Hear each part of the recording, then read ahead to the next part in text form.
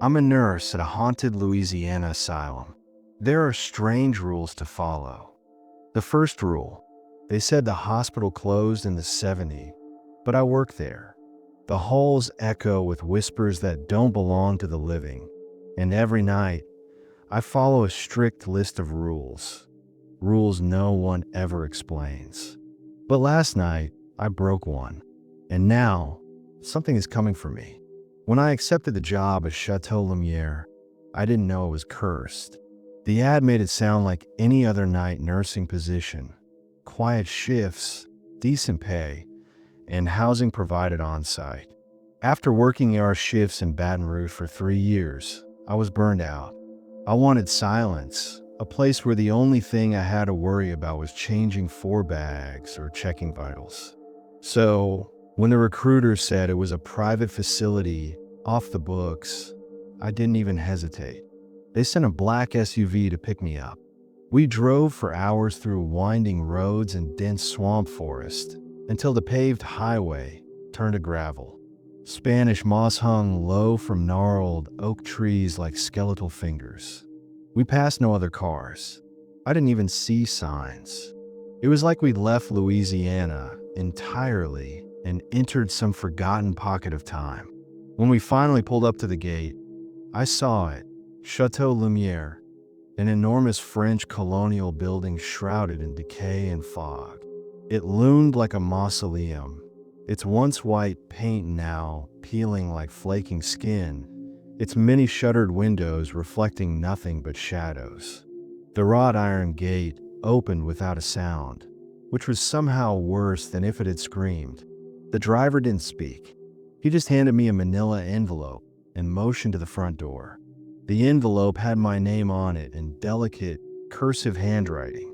Inside was a folded list of typed rules and a worn key attached to a red string. The rules of night duty at Chateau Lumiere. Rule number 1. Begin your shift at exactly 7 p.m. Never arrive earlier or later. Rule number 2. When doing rounds, knock twice on each door. Wait for silence before entering. Rule number 3. If you hear weeping from room 212, do not respond. Rule number 4. Avoid the east wing after midnight. Rule number 5. At 3:03 a.m., return to the nurse's station and close all blinds. Do not look outside. Rule number 6. If the chapel bell rings, hide under your desk until it stops. Rule number 7. Before ending your shift at 7 a.m., check the mirror in the staff bathroom.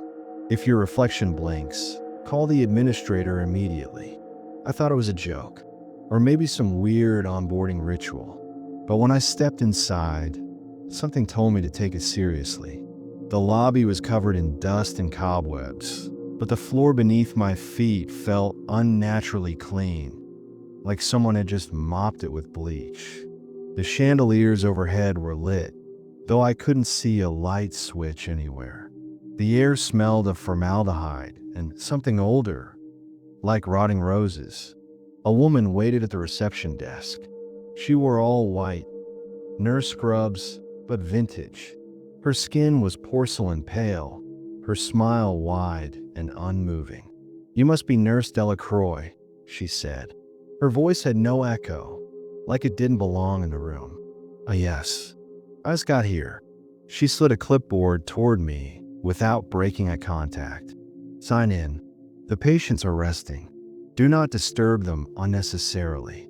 As I scribbled my name, she added, "You'll be alone tonight. The administrator prefers 1 nurse per shift." "Alone?" She smiled wider. "For your safety." That first night, I followed the rules. I did rounds, knocking twice on each door. Most rooms were empty, their beds made with military precision. Only 3 had occupants, and none of them stirred. I assumed they were sedated. Room 212 was the only one that gave me pause. The door was solid wood with no nameplate. As I passed it, I heard something, a soft, muffled sobbing. I froze. I was about to knock before I remembered the rule. If you hear weeping from room 212, do not respond. I backed away. My watch ticked to midnight. I glanced down the east wing. It was darker than the rest of the facility, almost pitch black despite the hallway lights being on. I felt something there, a pressure in my chest. I didn't go near it. At 3:03 a.m., I returned to the nurse's station as instructed. Blinds closed. The fog outside had thickened into a churning wall of white.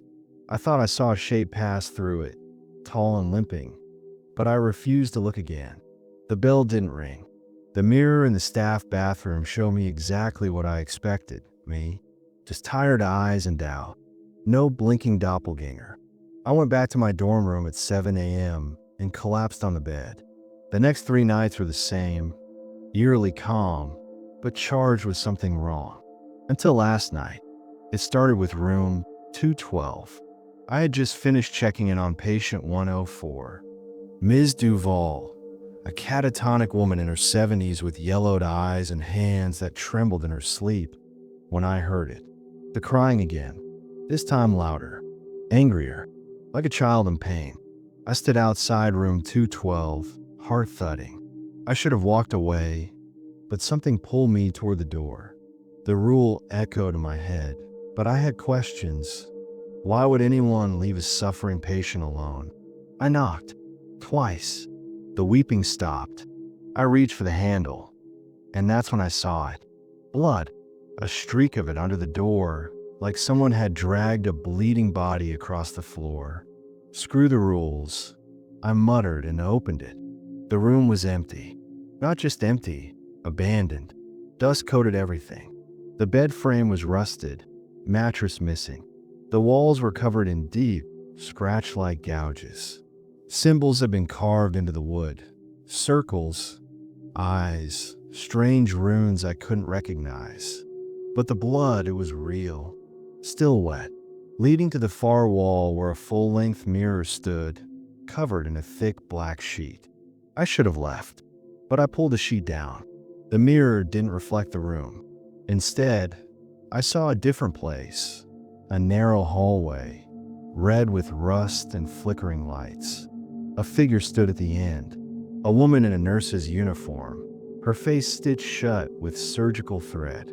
Her head twitched once, twice, then violently snapped toward me as if she saw me through the mirror. I staggered back, knocking over a rusted four-pole. The mirror cracked, and then I heard the bell. It rang 3 times. My legs moved before my mind did. I sprinted down the hall, past the east wing, its doors now wide open, blackness oozing from inside.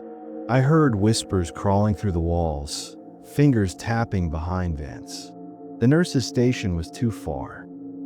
I dove under the nearest desk, curled into a ball as the bell rang again. This time closer. Outside the hallway, I saw movement, feet dragging, something groaning, then silence. 5 minutes passed. 10. I didn't move. When I finally crawled out, the lights were dimmer. The hospital no longer felt abandoned. It felt alive. Watching. Back at the station, I found my clipboard missing. In its place was a new list. Typed. Fresh ink. A new rule added. The rules of night duty at Chateau Lumiere. Rule number 8. Do not knock on room 212. If the door opens on its own, run. I didn't sleep today. I stared at the mirror for hours, wondering if my reflection would betray me.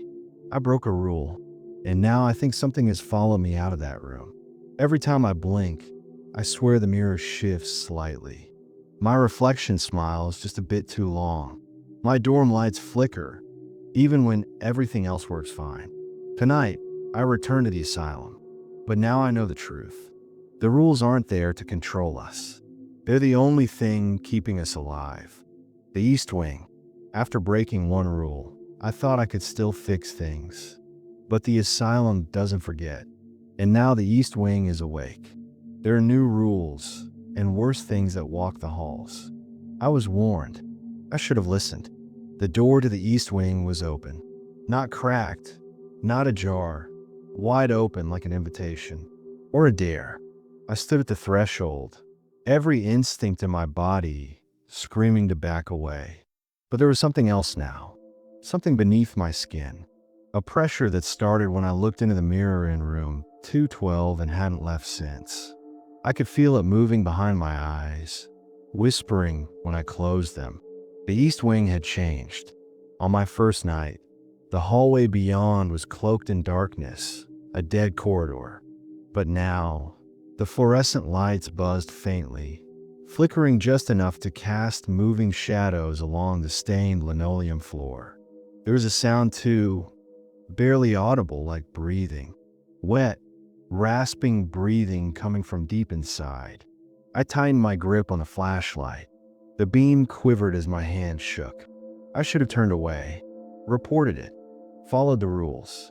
But instead, I stepped inside. The temperature dropped the moment I crossed the threshold, cold enough to fog my breath. The East Wing was different, not abandoned like the rest of the asylum. It was rotting, decaying from the inside out. Ceiling tiles sagged with moisture. Mold crept along the walls like veins. The smell was unbearable. Copper, mildew, and something foul, like meat gone wrong. The flashlight flickered. I passed a rusted wheelchair in the middle of the hallway. It rolled slightly on its own, squeaking. Farther ahead, a gurney lay overturned, its straps dangling and soaked in something dark. That's when I saw the door. Room 318. It was glowing faintly, pulsing like a heartbeat, dim red light spilling out from underneath. I didn't have a rule about this room. That somehow made it worse. I raised my hand to knock, twice like always, but the door creaked open before I could. I froze. Inside was a room that didn't belong in a hospital. It looked staged, a child's room, faded wallpaper with tiny clouds, a rocking horse, a broken crib, and sitting in the corner was a doll. Not porcelain, not plastic. It was sewn together from human skin. I stumbled back, ball rising in my throat, but the flashlight snapped off. Total darkness swallowed the room. Then I heard it, the sound of tiny feet running across the floor, too fast, too erratic. I turned to run. Something grabbed my ankle. I don't remember falling. I just remember the pain. I woke up somewhere else entirely. It wasn't the East Wing anymore. Or at least, it didn't look like it. This place was underground, or maybe beneath reality itself. The walls were made of crumbling brick, pulsating with warmth like flesh. Roots hung from the ceiling, dripping black fluid. The corridor ahead was lit by lanterns that burned blue, casting shadows that moved the wrong way. I stood on shaking legs. My ankle was bruised, but not broken. A door stood at the end of the corridor, metal, rusted shut, but humming softly. And above it, a phrase was etched in the stone. They that break the rules must make new ones. I didn't understand it then, but when I pushed open the door, something answered. I was back, in the hallway outside the East Wing. But it wasn't the same. Everything felt skewed, tilted, like reality had been pulled tight and snapped back into place. I checked my watch. 3:03 a.m. Panic shot through me. I sprinted back to the nurse's station, slamming the blinds shut. As I did, I caught the briefest glimpse of the outside. The fog wasn't just fog anymore. It was moving against the wind, wrapping tendrils around the windows like vines. A shadow stood just beyond it, 7 feet tall, thin, head cocked sideways. Then it disappeared. I slid under the desk and waited. But this time, the bell didn't ring. Instead, the phone did. I hadn't even noticed the nurse's station had a phone. It was old, rotary, pale yellow, with a coiled cord stretched thin by time. It rang 4 times before I picked it up, hard in my throat. I didn't speak, but the voice on the other end did. Soft, childlike. You opened the wrong door, it whispered. Now you have to add a rule. Click. The dial tone returned, but I couldn't move. I stared at the receiver in my hand, hoping it had all been a dream. Then a single sheet of paper slid out from under the door like it had been pushed from the other side. Fresh ink. Same font as the others. Rule Edition. Night Shift Protocol. Rule number 9. Do not enter room 318. If you do, leave something behind, or something will be taken. I felt my chest tighten. What had I left behind? My flashlight. It was still in that room. That's when I noticed the dull ache behind my right eye. I blinked. Vision blurred slightly. My depth perception was off. I stumbled into the staff bathroom, flicked on the light, and stared at my reflection. Everything looked normal, except my right pupil was dilated. Massive, swallowing most of the iris. It didn't respond to the light. Then, my reflection smiled. But I didn't. It lifted its hand a moment before I did. Like it was leading me. I fell backward, knocking over a towel rack, gasping for air. I crawled out of the bathroom. The mirror laughed.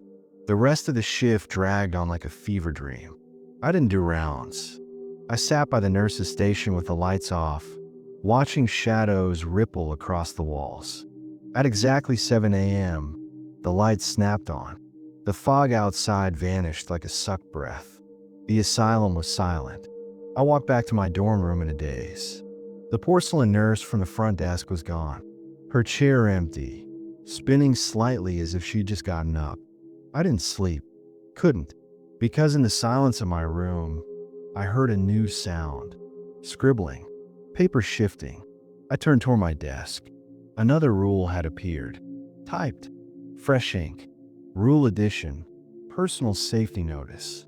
Rule number 10. If you hear writing while off duty, check the list.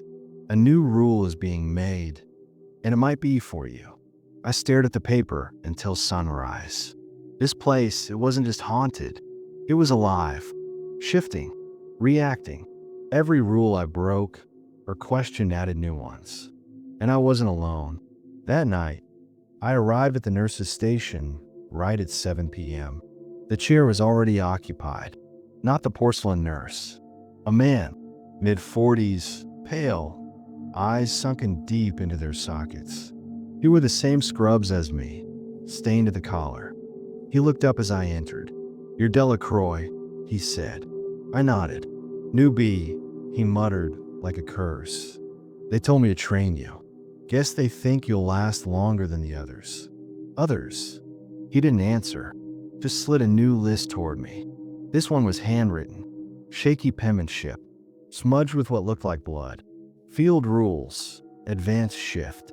Rule number 11. Do not speak to patients if they recognize you. They aren't supposed to. Rule number 12. If the east wing shifts again, follow the red string. It knows the way out. Rule number 13. Do not read the patient's charts out loud. The names are not theirs. Rule number 14. If you find yourself alone, check again. You're not. I looked up at him, but he was gone. The chair still spinning. No sound. No exit. Just me. And the sound of running footsteps echoing through the hall again. The east wing was open, and this time it was waiting. The red string. The east wing changed again. The rules are piling up, and something's following me now. Something that knows my name. There's a string, red as blood, tied through the hallways like veins. It leads somewhere dark, and I have no choice but to follow. I didn't mean to go back. Not really. But the east wing has a pull, like gravity, like a whisper calling from inside a sealed box. That night, the hallway was different again. The lights didn't flicker. They were gone. Only the string remained. It was tied to the doorframe like it had been nailed there, stretching down the hallway into darkness. Red, frayed, tugged tight like it had been pulled from somewhere far beneath us. It wasn't there the night before. Rule number 12. If the east wing shifts again, follow the red string. It knows the way out. What did out mean? Out of the wing? Out of the hospital? Out of what? I wanted to turn around, but something else wanted me to move forward. So I did. With each step, the string quivered, as if it could feel me approaching. It hugged the wall like a lifeline, curling around door handles, ducking beneath rusted signage, sometimes pinned in place by long, rusty nails. The east wing didn't just feel abandoned anymore. It felt hollow, as if someone had scooped out the inside and left only a skin. My shoes crunched glass as I passed a shattered patient mirror. What used to be room 329.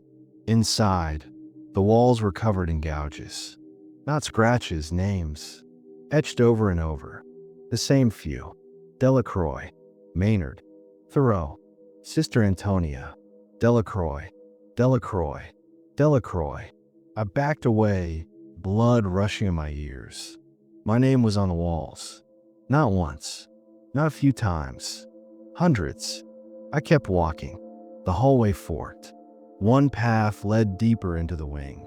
The other curved toward the boiler area, an old sector I'd never dared explore. The red string didn't hesitate. It pulled left. The moment I turned, the sound changed. No longer silence. Now it was humming, childlike. A familiar lullaby, drifting on a cold draft that smelled like mold and antiseptic. I knew that song. I didn't know how or why, but it pulled at something in the back of my skull. Something forgotten. Then I saw the door. Not a normal one. It was wood. Heavy. Painted black. A dozen handprints smeared across it in faded white. Like children pressing palms in a wet paint. No knob. Just a small plaque, hanging crookedly. The ward of unclaimed. The red string vanished beneath the doorframe. I stood there, hand trembling inches from the surface. I didn't want to touch it, but the lullaby got louder. The moment my palm pressed against the door, everything stopped. The light, the humming, the cold, time.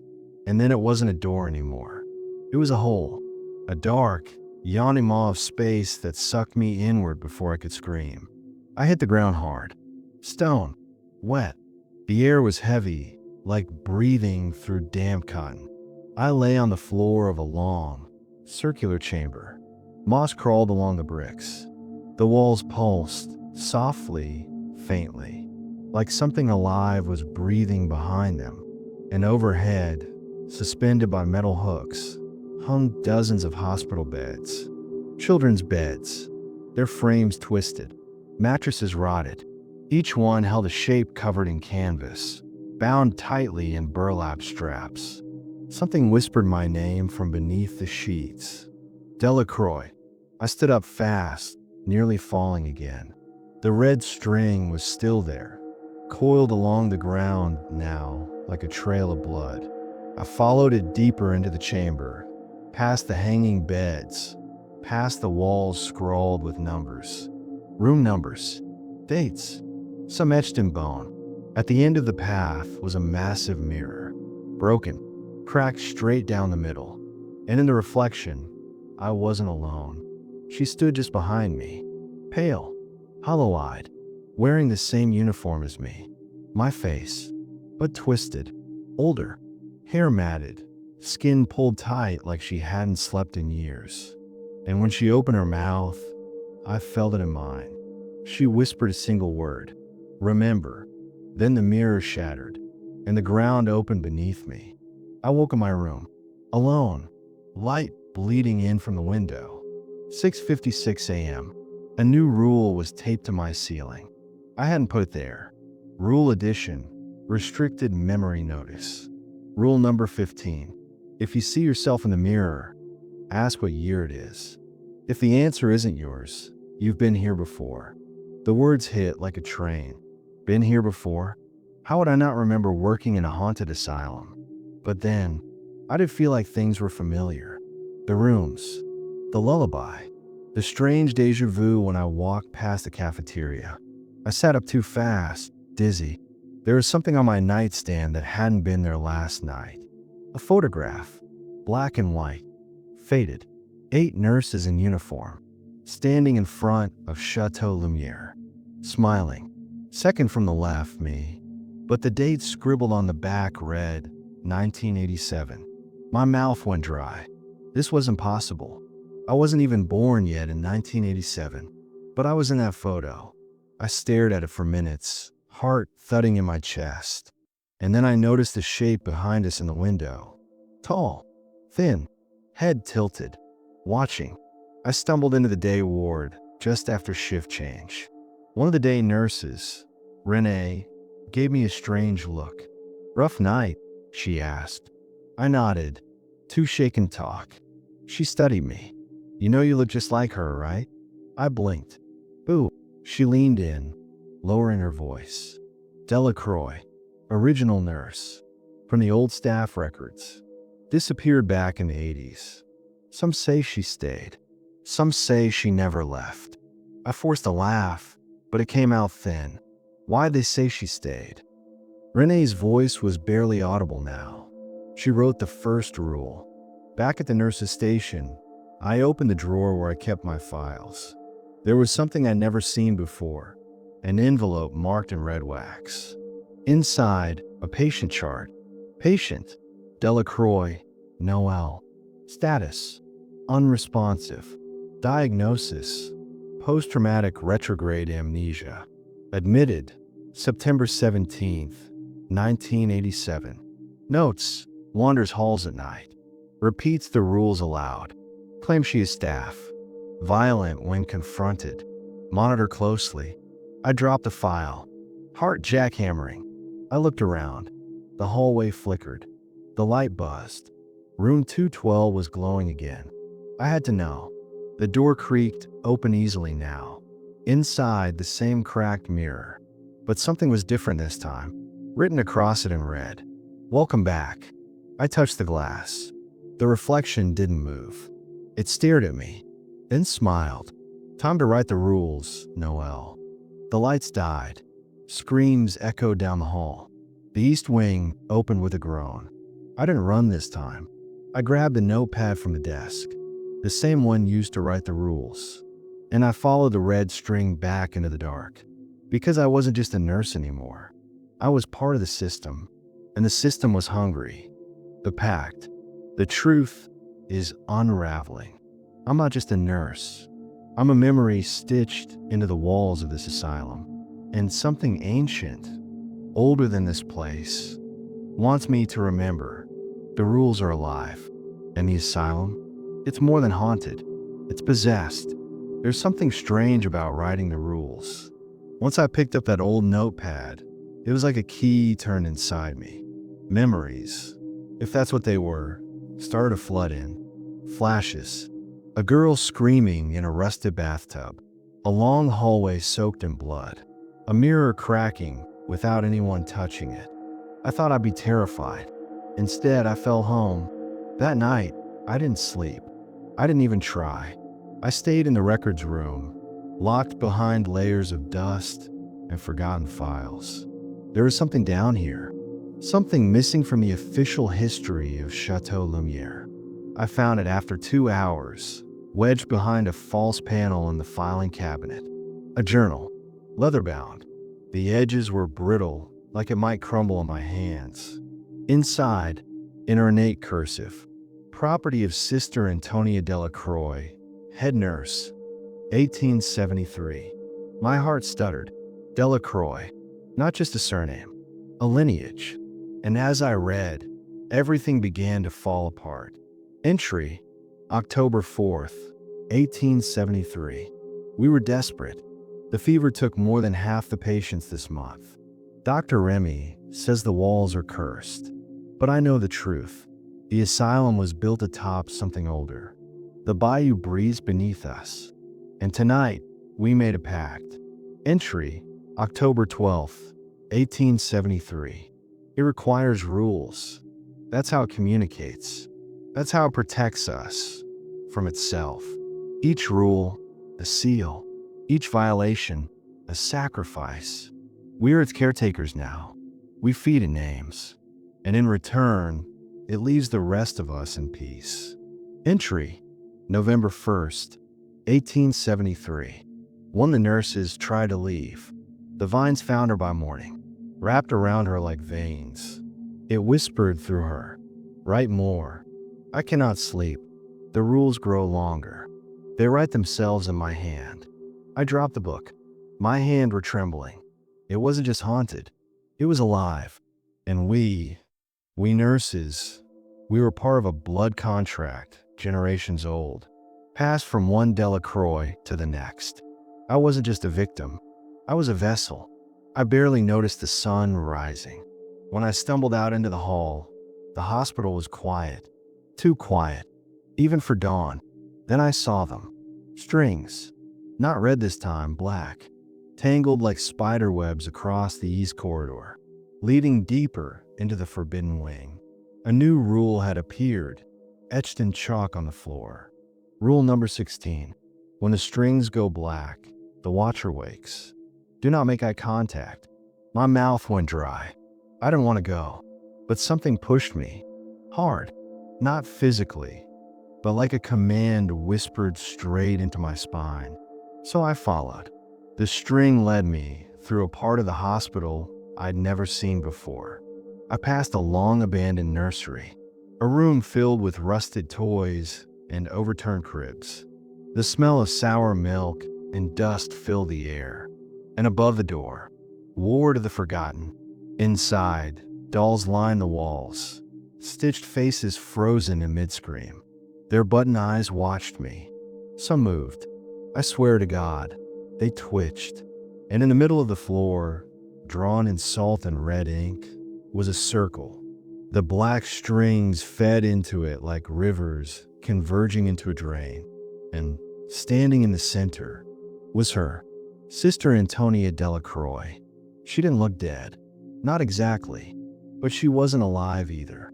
Eyes milky, skin gray, lips stitched shut. She stood motionless, arms out, palms facing the sky.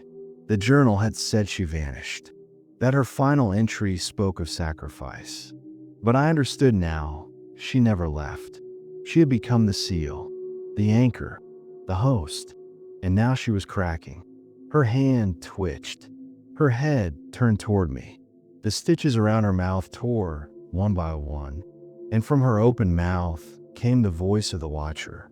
Low, echoing, like many voices speaking through one throat. The rules weaken. The seals break. More names must be fed.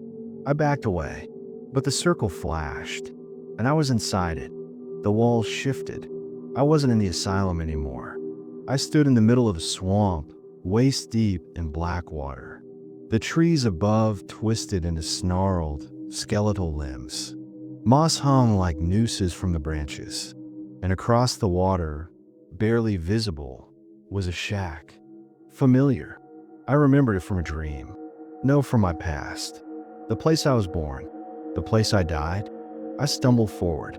Each step was harder, like the water pulled back, resisting me. I heard whispering all around. Names. So many names. Delacroix. Thoreau. Maynard. Delacroix. My name. Over and over. The shack loomed closer. Its door creaked open. Inside, a mirror. Not cracked. Whole. Waiting. I stepped through the doorway, and I saw myself. Not in the reflection, but in the room. Tied to a hospital bed. Eyes closed. Hooked to machines I didn't recognize. An old nurse stood beside me. She looked up, and I knew her instantly. My mother. She whispered, "You weren't supposed to wake up." And then the room shattered like glass. I fell back into the asylum with a gasp, flat on the cold tile. The salt circle was gone. Sister Antonia was gone. Only a new rule scrawled on the wall in blood. Rule number 17. If you see your body, you're not dreaming. Find your anchor before it finds you. I didn't go to the nurse's station. I went to the basement, the place no one spoke of, where the original foundations still stood, where the oldest rules were carved in stone. I carried Sister Antonia's journal with me. The black string followed. It slithered now like a snake, coiling around my ankles. Something wanted me to go deeper, so I did. The walls bled as I passed. Not metaphorically. Blood seeped from between bricks, slow and steady, as if the building itself was in pain. And then I reached it, the heart of Chateau Lumiere. A massive chamber, lit by flickering gas lamps. In the center, a stone altar, covered in rules. Hundreds, thousands, all in different handwriting, all written in blood. Some ancient, some new. And hovering above, it was the Watcher. No shape, no form, just a shifting, pulsing presence made of shadows and whispers. It spoke through my own voice. You broke the cycle, Noel. You remembered too much. I tried to scream, but I couldn't. It filled my throat, my lungs, my mind. You were the first, the strongest. The others, they followed you. They still do. Images flashed in my mind. The other nurses, each one drawn to the hospital, each one vanishing, each one me, reincarnated, reprogrammed, fed back into the system. The Watcher was feeding on versions of me, over and over, and now I had a choice. Break the cycle, or join the altar. I reached for the journal, and began to write. Not rules, not this time. A name, mine, over and over. I filled the page with it, until blood seeped from my fingertips. The Watcher screamed, 100 voices in agony. The altar cracked. The rules peeled from the walls like dead skin. And in the silence that followed, I remembered everything. The truth is worse than any haunting. Chateau Lumiere doesn't just trap spirits. It grows them. It takes nurses like me, shatters them, and reassembles them as caretakers for eternity. But I broke free. Or maybe I broke something else. Because when I returned to the surface, the hospital was empty, silent, dead. No staff, no patients, no rules. Just me. And one last note, pinned to the main desk. The final rule. You must decide, will you rebuild the asylum or let burn? The final rule. The asylum is silent. The rules are gone. I'm alone. Or so I thought. But in the heart of this cursed place, something stirs. Something older than the asylum, older than me. I've broken the rules. I've remembered too much. Now the final choice awaits. Rebuild it, or let it burn. The main lobby of Chateau Lumiere had never felt this empty. The wheelchairs that once creaked down the halls on their own sat motionless. The air, once thick with whispers and static, had gone still. Even the black strings had vanished, evaporated into the floorboards like dew in the morning sun. It felt wrong, too quiet, like the hospital was holding its breath. I stood beneath the massive chandelier, coated in dust and cobwebs, staring at the note pinned to the desk. You must decide, will you rebuild the asylum, or let it burn? Beneath the message, a key, ornate, black. It pulsed when I touched it. I recognized it. The same key from my visions, the one my mother held as she stood over my unconscious body. I had remembered everything, and now I wished I hadn't. The truth is this. I was the first nurse, the first to make a pact with what lies beneath Chateau Lumiere. Not a demon, not a ghost, something older, a thought that learned how to feed, a sentient hunger, born in the bayou long before the asylum was ever built. It needed structure to survive, rules, names, sacrifices, and I gave exactly that. Every generation, I came back, a different face, a different life, but always the same soul. Each version of me tried to escape, and each one failed, until now. Now the rules are gone, and the hunger is loose. Unless I act. The key burned cold in my palm as I made my way back to the basement, to the altar, now cracked and bleeding shadow. The hallway stretched longer than before, warped, like the building didn't want me to return. But I forced my way through. The door to the foundation chamber stood wide open. Inside, the air was thick, like breathing through a sponge, soaked in rot and grief. And in the middle, floating above the broken altar, the Watcher. It had no face, but I could feel its eyes. Everywhere. It knew I'd come. You made the pact, Noel. You cannot unmake it. Its voice was dry and layered, like bones grinding through fog. But I didn't flinch. I didn't come to unmake it, I said. I came to finish it. I raised the key, and it screamed. The altar cracked further, releasing black steam that wrapped around my legs like vines. The rules began to reappear, scrawling themselves across the stone walls, desperate and angry. Rule number 18. Do not speak to the watcher. Rule number 19. Do not hold the key passed on. Rule number 20. Do not finish the list. They appeared faster now, one after another, hundreds a minute. Try to stop me, trying to overwrite the truth. But I kept walking, straight into the circle. The altar pulsed red beneath my feet. I placed the key in the slot that had waited centuries for my return, and everything froze. Flash. I stood in the asylum before it became cursed. The walls were white, clean, the halls alive with purpose, and I saw myself, younger, innocent, idealistic, back when I thought this place was meant to heal, back before the fever, before the patients started vanishing, before the hunger made itself known. I stood beside Sister Antonia, holding the very first list of rules, and the watcher, in its earliest form, whispered, just one name, to save the rest, and I gave it mine. Flash. The asylum in ruins. Fire licked the walls. Screams echoed as nurses and patients burned together. I saw myself again, face blackened with soot, clutching a new rule book. Even in the ashes, I tried to rebuild. Again, and again, and again. Flash. Back to the present. I stood atop the altar, the key fully inserted. The watcher shrieked, unraveling at the seams. You will only become me. No, I whispered. I already was. And I turned the key. The asylum shuddered. Bricks fell. Glass shattered. The foundation screamed. I saw faces in the walls. Every version of me, trapped, watching. And one by one, they began to fade. Released. Unbound. The watcher collapsed in on itself, swirling into a vortex of light and shadow and pain. The rules on the walls burst into flame, and the altar cracked wide open, revealing the true heart beneath. A mirror, no frame, no reflection, just a void, a way out, or a final trap. Only one way to find out. I stepped in. Darkness, weightless, spinning. Then, a heartbeat. Mine. I opened my eyes. Beeping.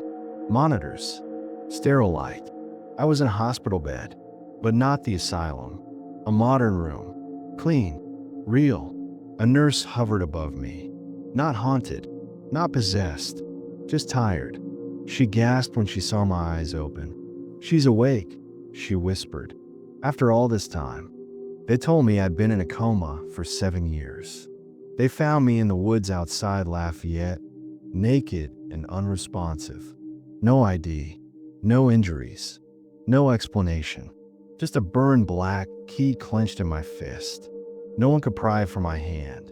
Until today. I asked them about Chateau Lumiere. They looked at me strangely. There's no record of that hospital, one doctor said. No building by that name. Not even ruins. I didn't argue. I knew the truth. Some things don't burn. Some places remember. Weeks passed. I tried to live normally. Tried to ignore the rules that whispered in my dreams. Try not to write them down. But then, one night, I found something under my pillow. A folded slip of paper. No handwriting. Just one rule. Rule 1. If you remember the asylum, do not return. And beneath it, a new key. Silver this time. Still warm. Still waiting. Now I stand at the edge of the swamp, staring into the trees. The moon is full. The air is still. And somewhere in the dark, I hear the hospital breathing again. The rules are coming back. The hunger is waking. It never needed a building. It just needed me. So I have a choice. I can throw the key into the bayou. Let the past rot. Forget it all. But I know I won't. Because I made the final rule. And I remember every word. Rule number 21. Someone has to keep the doors closed. So tonight, I walk back into the dark. Not as a nurse. Not as a victim. But as a warden. The final caretaker. The one who writes the rules. Because the asylum is more than a place. It's a story. And every story needs a new chapter. The end.